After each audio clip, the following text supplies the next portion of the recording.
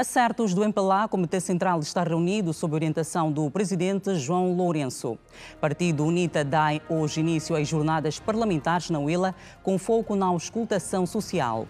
É o Hoje Notícias, edição de quarta-feira, 9 de outubro. Bem-vindos.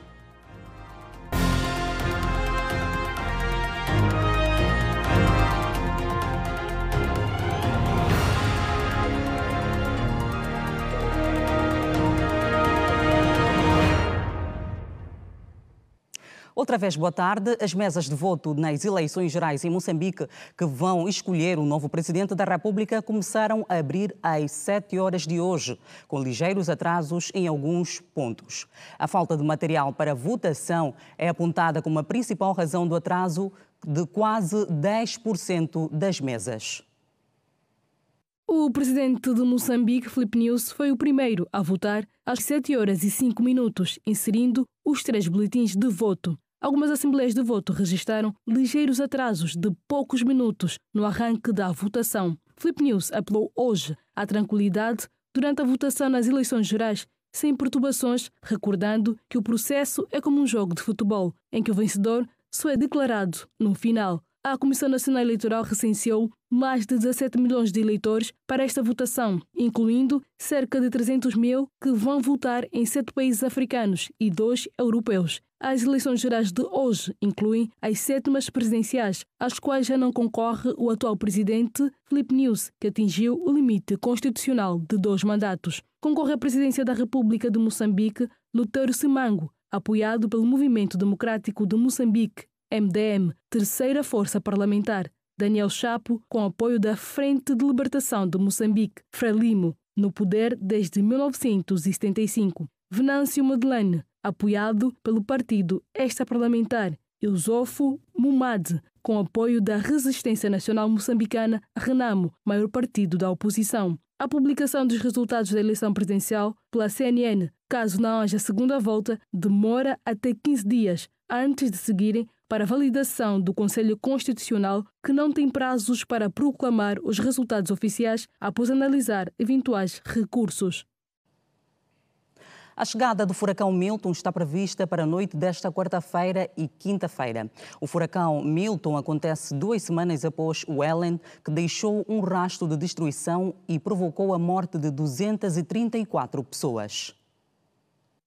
O Centro Nacional de Furacões declarou que o furacão Milton está classificado na categoria 5, a máxima, e tem potencial para ser um dos mais destrutivos já registrados no centro-oeste da Flórida. A Organização dos Estados Unidos da América alertou que os residentes da Flórida devem se preparar para abandonarem as suas residências se tal for indicado pelas autoridades locais. A chegada está prevista para a noite desta quarta-feira e já obrigou ao realojamento de cerca de 4.600 prisioneiros em outras instituições mais resistentes, sem comprometer a segurança da população. Durante uma entrevista à cadeia televisiva CNN, a governadora de Tampa, na Flórida, Jane Castor, disse que se a população decidir ficar em alguma das áreas evacuadas, vai morrer, porque este fenómeno não é brincadeira. Em Tampa, os residentes estão a recolher sacos de areia que são distribuídos para tentarem proteger as suas casas das cheias. Estão também a ser distribuídos geradores, alimentos, água e lonas por toda a Flórida.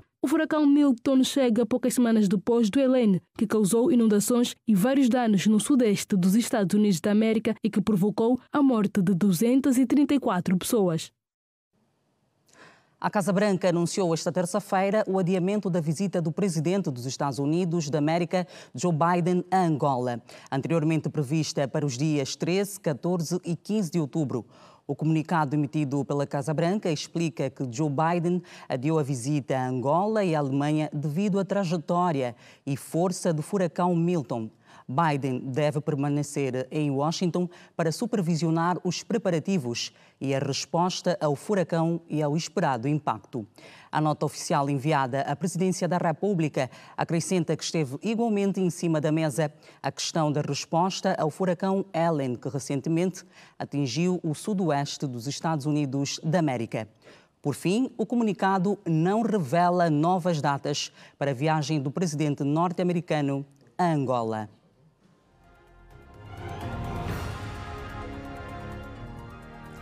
E na cidade de Lubango arrancam hoje as jornadas nas comunidades promovida pelo Grupo Parlamentar da UNITA, sob o lema Grupo Parlamentar da UNITA por uma Angola livre do medo, da fome e da pobreza.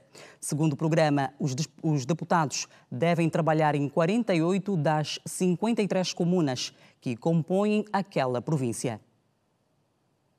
O Grupo Parlamentar da UNITA está a promover na província da Huila as jornadas nas comunidades.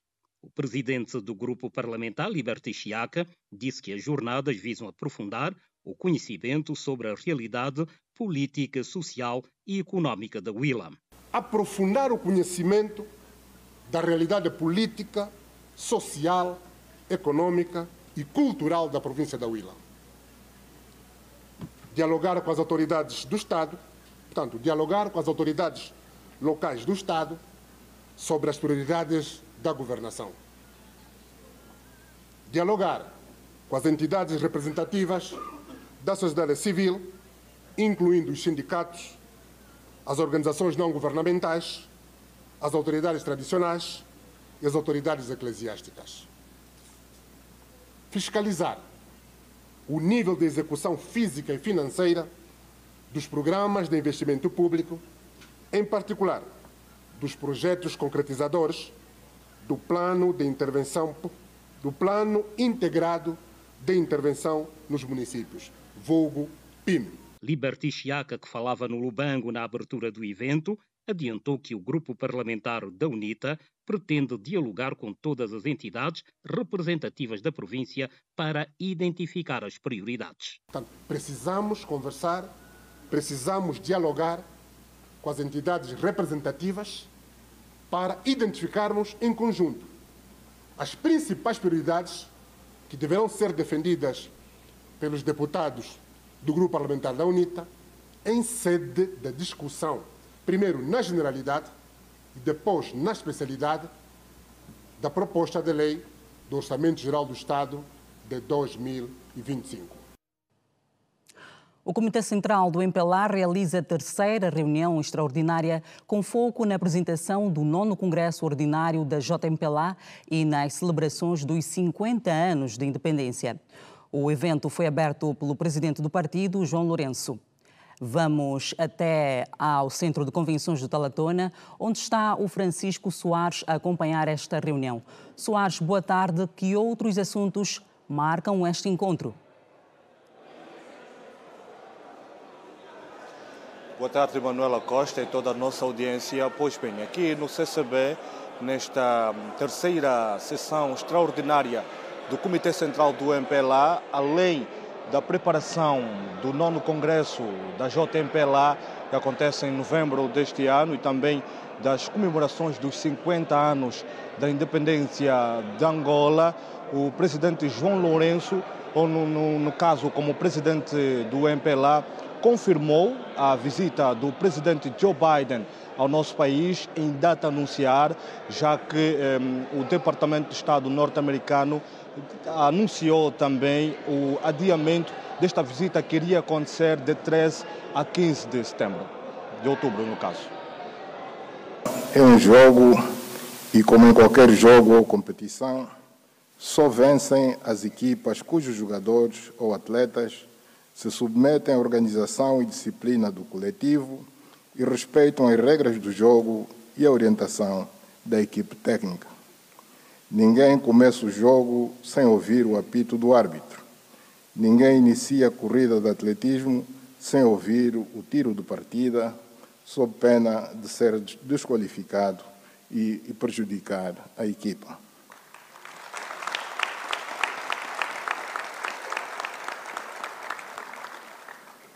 Estamos em plena competição, não podendo deixar-nos distrair por agendas que em nada ajudam a mantermos o foco na necessidade de cumprirmos com o Programa de Desenvolvimento Nacional, com a necessidade da diversificação da nossa economia, de aumentarmos a produção nacional para garantir maior oferta de bens e de serviços, de aumentar as exportações e a oferta de postos de trabalho.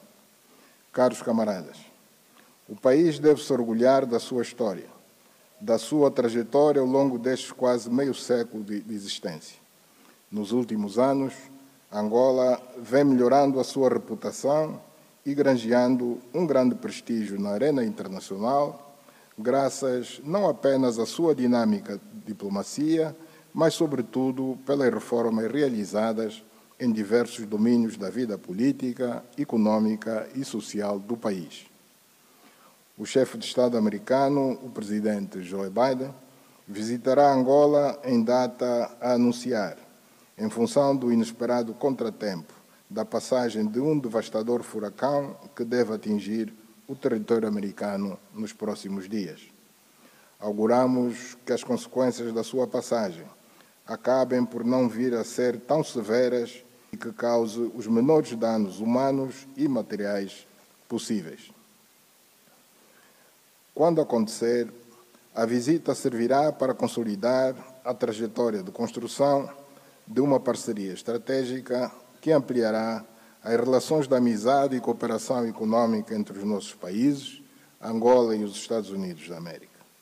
Vamos recebê-lo de mãos abertas, com a hospitalidade que caracteriza os angolanos. A visita vai abrir maiores oportunidades de negócio para os investidores angolanos e americanos, constituir um ganho para a nossa economia, vai estimular o surgimento de parcerias, contribuir para o aumento da produção nacional e das exportações, promover o turismo, abrir portas para a entrada no mercado americano e facilitar a inserção da nossa economia na economia mundial. À margem desta importante visita, vai-se realizar em Luanda uma cimeira sobre o corredor de Lobito, com a participação do presidente Joe Biden, dos chefes de Estado da República Democrática do Congo, da Zâmbia, da Tanzânia e de outras importantes personalidades. Em novembro do corrente ano no Brasil, Angola vai participar da cimeira do G20 e assumir a presidência rotativa da União Africana no próximo ano 2025. Em meados do próximo ano, terá lugar em Luanda a Cimeira de Negócios Estados Unidos da América-África, que vai reunir políticos, empresários, banca, investidores e académicos dos Estados Unidos da América e do nosso continente. Eram as palavras do presidente do MPLA nesta terceira sessão extraordinária aqui no Centro de Conferência de Belas, sessão do Comitê Central do MPLA, onde o presidente do partido falou sobre vários assuntos sociais e econômicos do país e também aproveitou para fazer uma homenagem ao cardeal Dom Alexandre do Nascimento, que faleceu no dia 18 de setembro, vítima de doença aos 99 anos de idade, e foi a sepultar ontem na Sé Catedral, Palácio da Cidade Alta. Boa tarde. Boa tarde, Francisco. Obrigada por estas informações. A reunião que acontece no Futungo de Belas, onde a esta altura vão se debatendo vários assuntos. As Forças Armadas angolanas assinalam hoje 33 anos de existência. O ato central do aniversário acontece na Brigada de Defesa Aérea, ex-base aérea de Luanda, e é presidido pelo chefe de Estado-Maior da SFA. Símbolo de unidade nacional, as FAR foram criadas a 9 de outubro de 1991, com a extinção das então Forças Armadas Populares de Libertação de Angola, FAPLA, e Forças Armadas de Libertação de Angola, FALA, na sequência dos acordos de Bicesse, rubricados entre o Governo e a UNITA.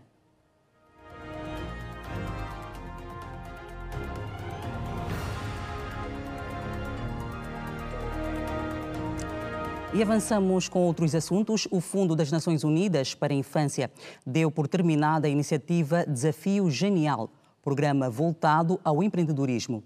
A ação tem como objetivo promover novas ideias de jovens face aos desafios enfrentados no dia a dia, nas suas comunidades.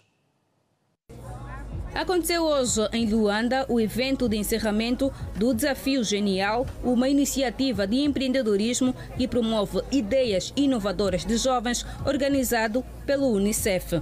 Foram selecionadas 10 equipas das 171 inscritas no desafio. 5 chegaram à final e 2 venceram e vão poder participar do Desafio Global da Juventude. Os representantes dos 2 grupos vencedores explicaram a natureza dos seus projetos. No Desafio Genial, a Great Start apresentou o Giro Urbano, que é uma reforma que propõe modernizar a infraestrutura nos sistemas de transporte, dando a tecnologia como foco. E nós criamos uma fintech que nós denominamos Duawa. E essa reforma e essa fintech, diferente de outras, está localizada ou trabalha em um setor, que é o setor de transportes. A partir dessa fintech, nós podemos fazer o pagamento através de um cartão inteligente que está diretamente conectado com um aplicativo. Esse aplicativo permite ver o histórico de transações, gerenciar múltiplos cartões e esse histórico também personalizado de acordo às necessidades mesmo dos próprios usuários. O projeto Viva Surdo é um projeto que surgiu na tentativa de resolver a questão da exclusão social. Nós inicialmente, em 2021, criamos um canal no YouTube, eu e o meu amigo Milton, que é surdo, vive no Quilamba, e nós criamos esse canal para informar a sociedade que os surdos podem, que os surdos conseguem. Depois de um tempo, nós, fazendo parte do Desafio Genial, fomos catapultados ao que somos hoje, uma associação, e nós pretendemos dar formação aos surdos de modos a reduzir as desigualdades sociais. Acreditamos que a capacitação profissional pode tornar os surdos em escalão igual aos ouvintes e diminuir a exclusão social. O diretor executivo da Unicef, Antero de Almeida Pina, explicou a essência do projeto. O Desafio Genial faz parte de uma iniciativa global denominada Youth Challenge, Desafio da Juventude. Trata-se de um contributo da Unicef para ajudar os jovens de vários países a desenvolverem as suas ideias criativas e soluções inovadoras e dar resposta aos desafios que enfrentam no seu dia a dia e nas suas comunidades, enquanto desenvolvem importantes habilidades e competências. Com a realização do Desafio Genial, Angola junta-se a mais de 40 países que promovem os jovens como agentes de mudança e investem no seu potencial. A secretária de Estado para a Juventude, Danila Bragança, na sua intervenção, disse que é importante olhar para a juventude como uma oportunidade para garantir o desenvolvimento do continente berço. Que a maior parte da população africana é jovem, faz todo sentido olharmos para este indicador não como um problema, mas como uma oportunidade para o desenvolvimento do nosso continente, aproveitando a força, as competências, as habilidades e a criatividade dos seus jovens. Por isso, investir nos jovens é seguramente garantir o desenvolvimento sustentável das sociedades africanas, incluindo-os nos processos de decisões dos nossos países, para que, de facto, as políticas do Estado voltadas para a juventude possam ser sentidas e refletidas no dia a dia de cada jovem africano e de cada jovem angolano. O evento foi prestigiado com a presença da secretária do Estado para o Ensino Secundário, o embaixador dos Países Baixos acreditado em Angola e outras individualidades. A Administração Municipal do Kazenga tem um novo serviço administrativo para os utentes que desejam constituir empresas no setor da construção civil. A ideia é tornar mais facilitado e acessível estes serviços aos munícipes.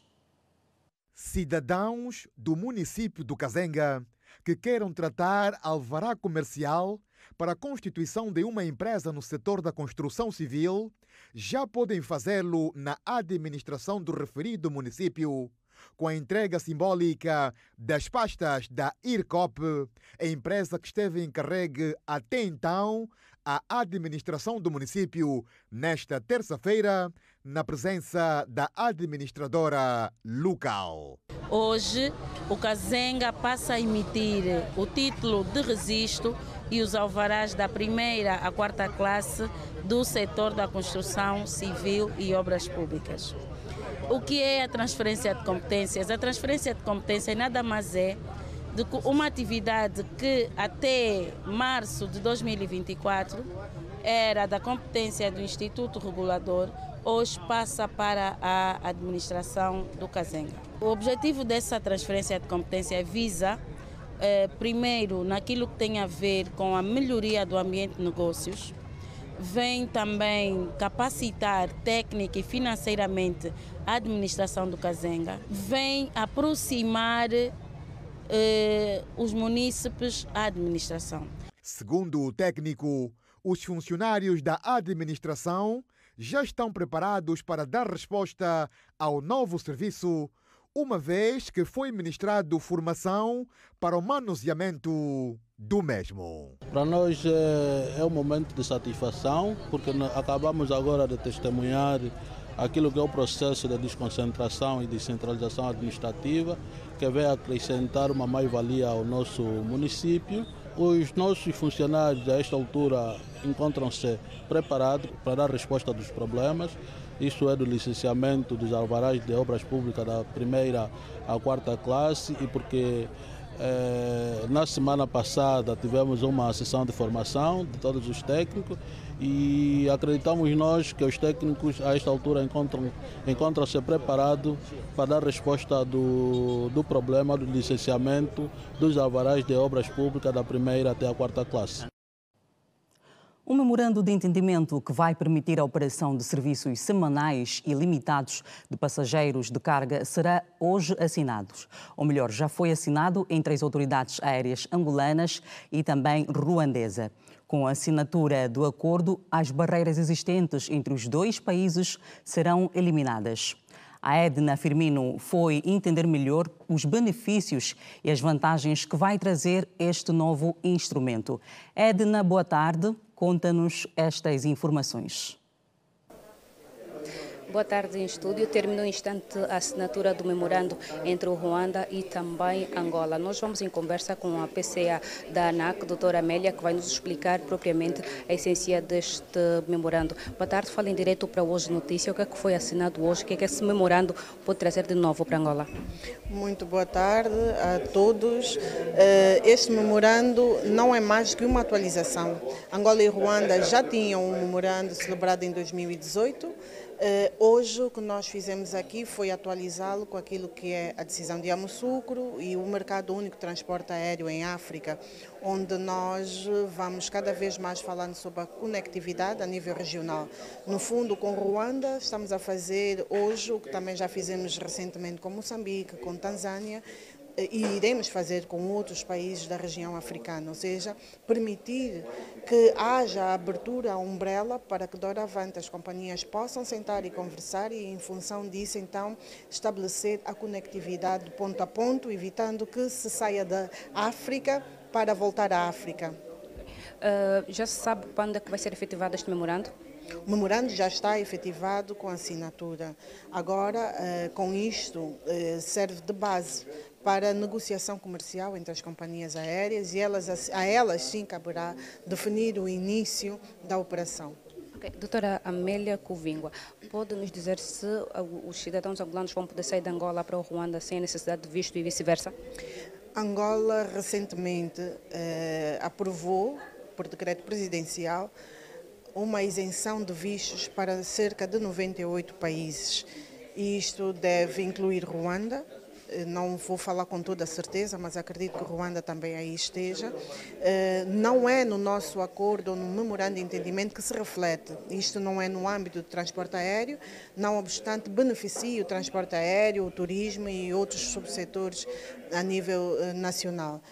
Mas dizer que a entrada e saída do país sempre vai seguir as regras de cada um dos Estados e, neste caso, provavelmente Ruanda também esteja abrangido na isenção. Muito obrigada, doutora Amélia. Manuela Costa, esse é o extrato do que lhe damos a ver a esta hora. Com certeza traremos outras informações sobre este assunto, logo mais às 19h45 no canal 20 da ZAP, 54 da TV Cabo e 508 da DSTV. Deixa recordar que assinou pelo Ruanda o embaixador acreditado em Angola, Charles Ruda Cabana, e da ANAC PCA Amélia Covingua. Boa tarde. Boa tarde, Edna, e obrigada por estas informações. A Sonangol vem a público desmentir categoricamente uma notícia posta a circular nas redes sociais, segundo a qual a petrolífera estatal, na pessoa do seu presidente Gaspar Martins, teria anunciado a criação de um fundo de investimento para vários setores de atividade, convidando interessados a aderirem mediante pagamentos, para supostamente colherem grandes proveitos financeiros. Na sua ação maliciosa, os marginais que procuram claramente apoderar-se de dados pessoais dos cidadãos, como referências bancárias para uso indevido, têm divulgado a falsa teoria ou a falsa matéria em diferentes formatos. Um deles, forjando um fundo. Um deles foi vinculado pelo Jornal de Angola como forma de dar credibilidade à fraude. A Sonangol reitera que não foi anunciada a criação de qualquer fundo de investimento, pelo que todas as notícias a respeito publicadas nas várias plataformas são falsas.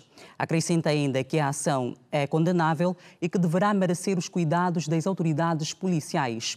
Além do proveito próprio dos implicados, procura confundir e manchar o processo das obrigações da Sonangol 2023-2028, cuja lisura é... Então, esta nota que passa aqui a Sonangol sobre esta falsa informação que está a circular até mesmo em órgãos credíveis como o Jornal de Angola.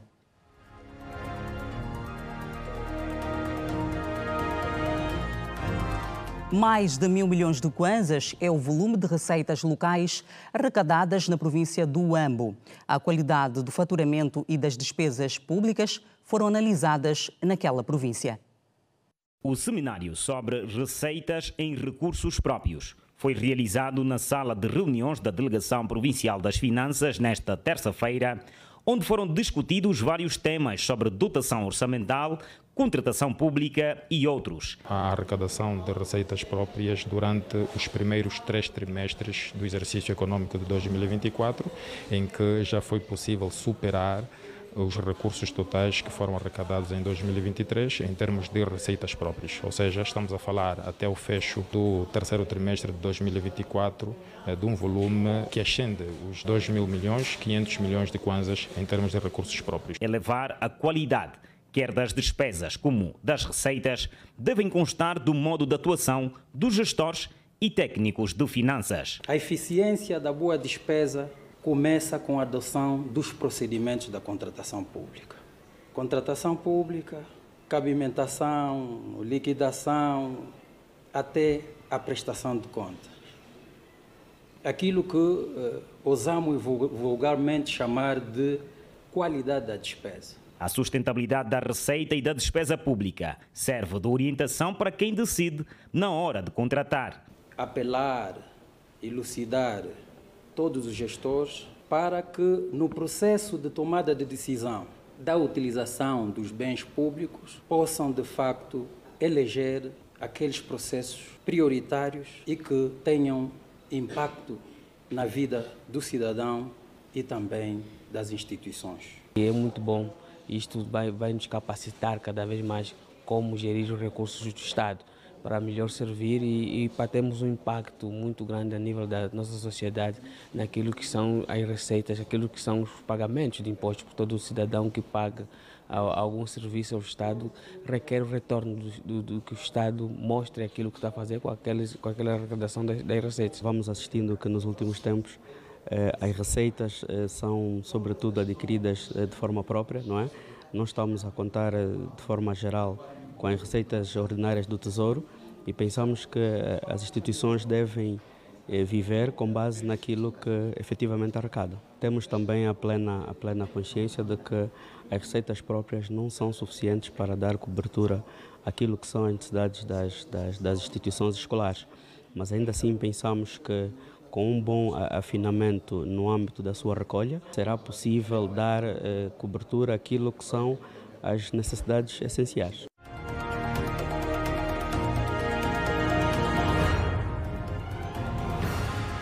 Um ataque israelita em Damasco, oeste da Síria, resultou em 7 mortos e 11 feridos. As vítimas são maioritariamente crianças. Ainda da atualidade internacional, destaque para a Coreia do Norte, que anunciou que vai encerrar as estradas e linhas férreas na ligação com o Sul. O ataque aéreo israelita teve como alvo um prédio residencial próximo à embaixada iraniana em Meza, a oeste da capital síria. 7 pessoas morreram, incluindo crianças e mulheres, e outras 11 ficaram feridas. Segundo o Observatório Sírio dos Direitos Humanos, o edifício atingido pelo bombardeamento era frequentado por membros do Hezbollah e da Guarda Revolucionária Iraniana. Entre os mortos destacam-se 2 cidadãos estrangeiros. O ataque causou também danos materiais avultados. O exército da Coreia do Norte anunciou que vai fechar estradas e linhas férreas que permitem a ligação com a Coreia do Sul a partir de hoje. A Agência Estatal de Notícias informa que a medida foi adotada como resposta a exercícios de guerra feitos pelo Sul. Além disso, o exército acusa a Coreia do Sul de ser um Estado hostil, o principal inimigo. Os Estados Unidos também foram alvos de críticas. Existem poucas vias de acesso por terra entre as duas Coreias. Em 2018, os dois países chegaram a firmar um acordo para reconectar ligações férreas e rodovias que estavam fechadas desde a década de 1950. Ainda em 2018, a Coreia do Sul e a Coreia do Norte chegaram a firmar um pacto militar de redução das tensões na região da fronteira. O acordo foi suspenso pelos dois países nos últimos meses. Olhamos a seguir para a página desportiva. O avançado Gelson Dalla é a principal dor de cabeça para o treinador Pedro Gonçalves. O jogador não treinou com o grupo nesta terça-feira por se encontrar com limitações físicas. Com 22 jogadores presentes no segundo dia de treino dos Palancas Negras, o selecionador nacional não contou com os préstimos do avançado Gelson Dalla, que se encontra com limitações físicas. O avançado do Al-Wakra do Catar foi colocado à parte do restante do grupo e é das principais preocupações de Pedro Gonçalves. Com o grupo dividido em 2, os Palancas Negras apresentaram-se compenetrados. O selecionador nacional voltou a privilegiar a saída em contra-ataque com um toque na bola. O meio-campista dos Palancas Negras, Antônio Mwanza Maestro, afirmou que vai dar tudo de si para ajudar Angola a conquistar os 3 pontos diante do Níger. Aqui sempre fui chamado na seleção. Estou aqui para ajudar na seleção a chegar mais rápido possível. E estou aqui sempre maestro a mostrar a minha qualidade que eu posso fazer mais para essa seleção. Eu acho que concentração e ter fé que nós podemos ganhar esse jogo. E temos fé que vamos ganhar esse jogo. E 3 pontos vai ficar aqui em casa. Dos 25 jogadores selecionados por Pedro Gonçalves, faltam as integrações de Fred, Milson e Shaw. Estes jogadores começam a trabalhar com o grupo nessa quarta-feira.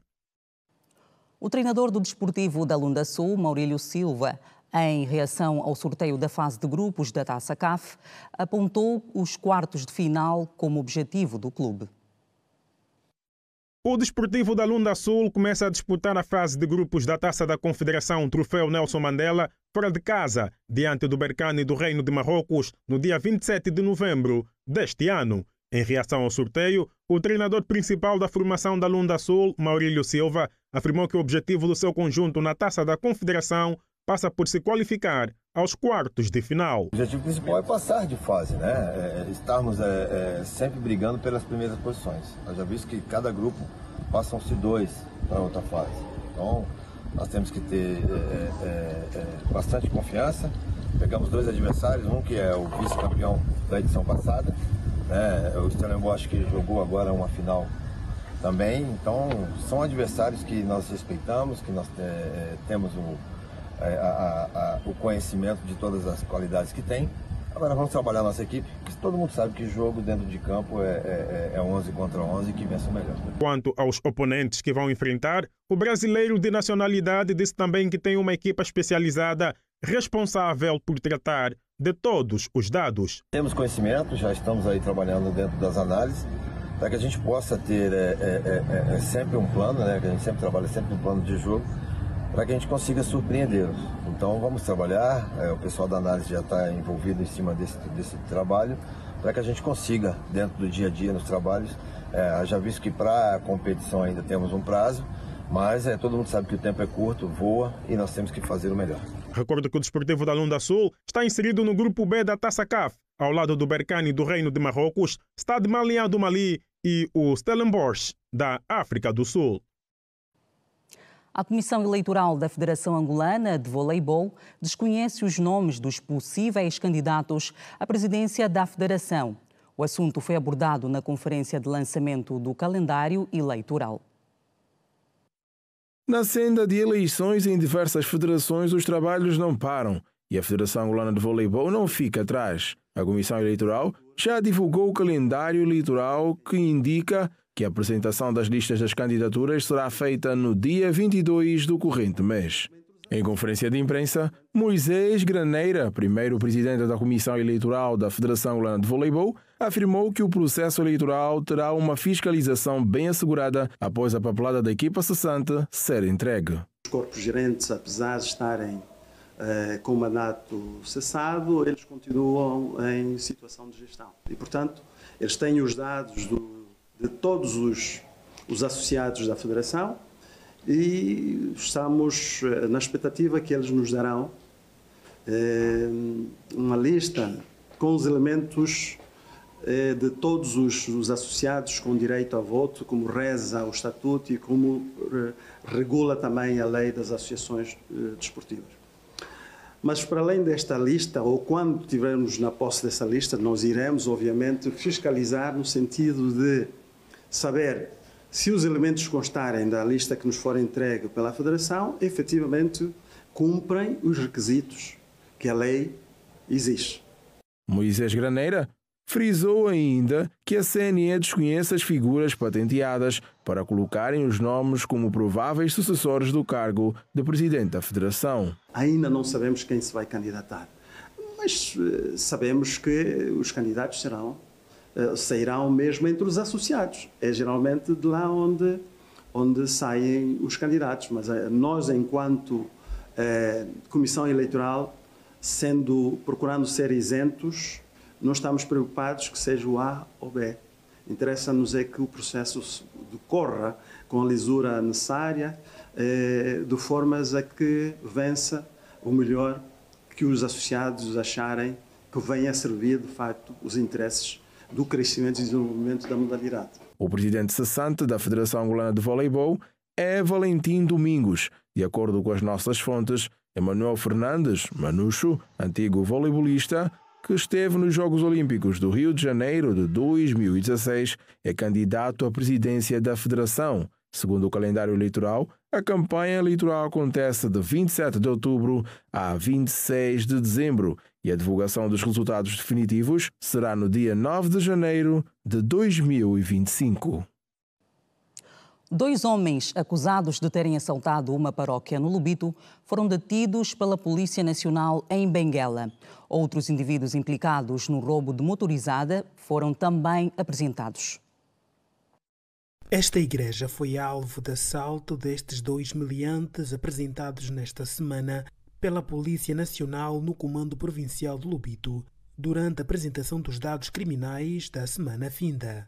Na sequência, o porta-voz do Comando Provincial da Polícia em Benguela fez a descrição das práticas criminais na cidade ferroportuária de Lubito. O cidadão subtraiu um monitor de computador de marca Dell, de 21 polegadas, e também subtraiu 8 facas de mesa, 2 baldes, 32 copos descartáveis e a bandeira do agrupamento número 27, a bandeira dos escoteiros. O cidadão foi, portanto, depois descoberto e as forças policiais, em combinação com os guardas da residência paroquial, portanto, o localizaram e o detiveram. O cidadão, portanto, ele juntou-se aos guardas porque estava sem abrigo, os guardas o receberam e, portanto, tinha alguma confiança com os protetores privados dessa casa paroquial. Na ocasião, o superintendente-chefe Ernesto Chiwale fez menção à prática de roubos de motorizadas com recurso a armas de fogo, cujo destino da sua comercialização tem sido a vizinha província do Kwanza Sul. Aqueles que trabalham com carro de mão, mais de noite realizavam esses assaltos. Se saíssem bem nos assaltos, conseguindo as motorizadas, a tendência era de comercializar a motorizada roubada, ou as motorizadas, se forem mais de uma, comercializá-las portanto, no Kwanza Sul, ou seja, na província do Kwanza Sul, de onde são residentes. As forças policiais, não satisfeitas com os dados tidos, deram sequência à investigação e no bairro Pomba foi possível apreender de novo uma motorizada que também teria sido roubada em algum dos motoqueiros ou alguns dos ciclomotoristas. Portanto, estão aqui detidos e vão ser presentes ao digno majestade do Ministério Público. Cidadãos apresentados na cidade de Lubito envolvidos em práticas de assalto à Igreja Católica na Restinga de roubos de motorizadas. No próximo bloco, reveja as homenagens ao cardeal Dom Alexandre do Nascimento, que foi a sepultar nesta quarta-feira. Até já.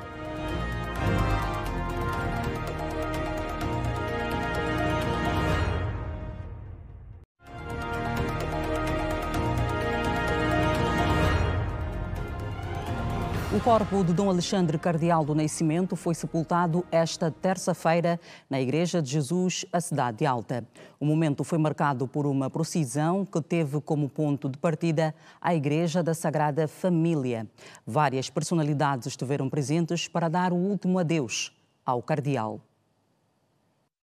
Líderes religiosos e membros da sociedade civil destacaram o legado de fé, humildade e dedicação ao povo angolano de Dom Cardeal Alexandre do Nascimento. O bispo da Igreja Metodista de Angola sublinhou que o cardeal foi um verdadeiro defensor da paz e um exemplo de unidade cristã. Ele sempre procurou mostrar que devemos amar ao nosso próximo como a nós mesmos e também amarmos o país. Por isso, ele, para toda a Igreja, é um pilar do qual todos os cristãos procuravam se rever para a honra e glória de Deus e também da humanidade. A reitora da Universidade Católica de Angola elogiou o contributo de Dom Alexandre na educação e formação ética dos jovens. Sabes, o cardeal é uma pedra fundamental no processo de crescimento da Universidade Católica de Angola. Ele é o promotor, contribuiu para que a universidade seja aquilo que ela é hoje. Portanto, seremos eternamente gratos e gratas a todos os seus feitos em prol do crescimento da universidade e a promoção integral dos homens e mulheres angolanos. Portanto, deixa um legado enorme para as novas gerações. Já a bispa da Igreja Anglicana destacou o papel do cardeal como um líder espiritual incansável que nunca desistiu de buscar a paz e a harmonia entre os angolanos. Grande patriota, grande cristão, em que sempre soube amar o seu povo e perdoar a todos. Devemos continuar a seguir esse exemplo para continuar a vivermos a sua memória. Dom Cardeal nunca será esquecido por nenhum angolano pelo seu legado em que ele nos deixa hoje. Por fim, Maria de Lemos, uma fiel da Igreja Católica que conheceu Dom Alexandre aos 17 anos de idade, recordou emocionada que o líder religioso foi como um pai espiritual para ela. Para mim, é um pai. 99 anos e eu tenho 88. Está a ouvir? Mas sempre acompanhei aqui o nosso cardeal. Tinha muita coisa a dizer, mas não interessa. Porque eu conheci mesmo, tinha meus 16 anos. Solteira, miúda. E o Presidente da República tem estado a prestar homenagem a Dom Alexandre Cardeal do Nascimento. João Lourenço, acompanhado da Primeira-Dama, estiveram na missa de corpo presente de Dom Alexandre, antes mesmo do momento do sepultamento.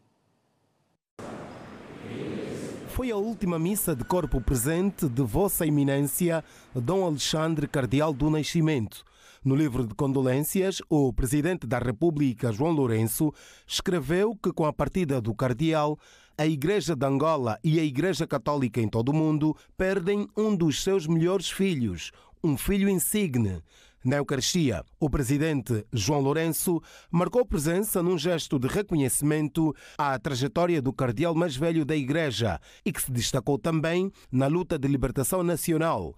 Acompanhado da primeira-dama da República, Ana Dias Lourenço, o chefe de Estado participou da missa que, além dos rituais religiosos, contou também com a apresentação de algumas mensagens de condolências com realce para a missiva de Sua Santidade, Papa Francisco, lida pelo novo núncio apostólico para Angola e São Tomé e Príncipe, Dom Crispim Dubiel, que ainda não está em funções no país efetivamente. Outras figuras também quiseram se juntar aos fiéis católicos para render a homenagem merecida ao primeiro e único cardeal angolano. O embaixador Ismael Martins e o antigo ministro da Agricultura, Afonso Pedro Canga, falam dos ensinamentos deixados por Dom Alexandre. Portanto, é uma figura especial, uma bênção para nós termos tido um homem como o cardeal Alexandre Nascimento, e deixa-nos um legado rico para todos, independentemente das suas origens em termos de onde nascemos, mas deixa-nos um legado muito forte que serve de exemplo para gerações presentes, futuras, e honra-nos a todos e dignifica-nos a todos, e que descanse na paz de Deus. Respeitar o seu legado, seguir o seu exemplo, para que possamos de facto praticar tudo aquilo que ele nos ensinou. José Otávio Serra Van Dunen é sociólogo e docente universitário. Refere que Dom Alexandre Cardeal do Nascimento sempre se manifestou disposto para a construção de uma sociedade melhor. Porque transmitia uma grande visão humanista, tinha uma postura humanista, uma postura cristã, mas sobretudo uma referência que nos deixa um legado, e um legado que deve ser respeitado, mas acima de tudo deve ser seguido, sobretudo pelas novas gerações. De modo que perdemos uma figura incontornável, mas vamos tê-lo presente em espírito para continuar a acompanhar-nos. O único cardeal angolano foi um homem de múltiplos saberes e também se destacou na diplomacia. Ele foi transversal, abarcou todas as áreas da vida social, da vida nacional, também na área diplomática. Ele projetou o tamanho do nosso país pelos cargos que desempenhou a nível da Santa Sé, na Caritas. Um homem de fé que deixou o seu testemunho em Angola, a sua contribuição no processo de paz do nosso país, na consolidação dessa Angola que temos hoje. Marcou os seus ensinamentos, a sua contribuição à igreja, às comunidades onde passou. Devido à sua longevidade enquanto cidadão, enquanto patriota, enquanto eclesiástico, deixa um legado que todos nós, as gerações futuras, poderemos seguir durante muito tempo. Para o dia 28 deste mês, está marcada a missa de encerramento das cerimônias fúnebres de Dom Alexandre, cardeal do Nascimento, o primeiro e único cardeal angolano. Dom Alexandre participou dos conclaves que elegeram 2 papas da Igreja Católica, nomeadamente Bento XVI e o Papa Francisco, apesar de não ter direito a voto pela elevada idade que detinha. Dom Alexandre partiu para outra dimensão da vida aos 99 anos de idade. E assim fechamos este jornal num dia em que a Sonangol desmentiu as falsas notícias sobre a criação de um fundo de investimento. De lembrar que os burladores forjaram o fundo do Jornal de Angola para tentar dar credibilidade à farsa. Boa tarde, fique bem.